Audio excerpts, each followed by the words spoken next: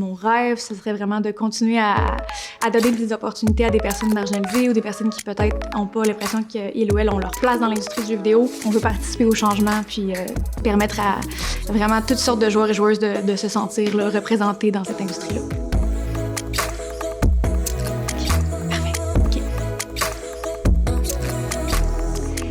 À 5 ans, je rêvais d'être BDiste et après comédienne professionnelle. J'étais beaucoup dans l'imagination et le storytelling et je rêvais de devenir quelqu'un d'autre dans un sens.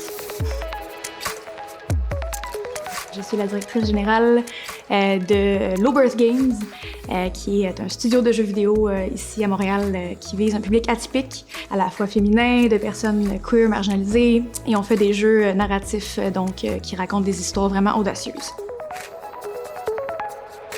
J'ai commencé à étudier les jeux vidéo il y a à peu près 5 ans. Avant, j'étais un peu éparpillée, je savais pas trop quoi faire. J'ai cherché quelque chose qui était comme un équilibre parfait entre quelque chose de très cérébral, quelque chose de très créatif, puis les jeux vidéo, c'est vraiment un parfait mélange entre les deux. Donc ça me permet d'être un peu artsy et d'être un peu geek, alors vraiment j'adore. Dans plusieurs années, je me vois continuer à contribuer à ce changement-là dans l'industrie du jeu vidéo. Donc c'est un travail de longue haleine sur lequel des gens travaillent déjà depuis de nombreuses années, puis il y a encore énormément de travail devant nous.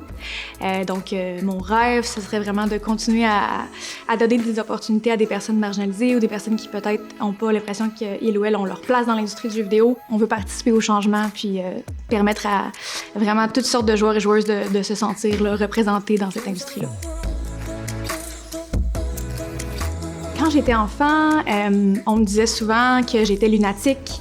On me disait « vis tes rêves, rêve pas ta vie », ce genre de trucs.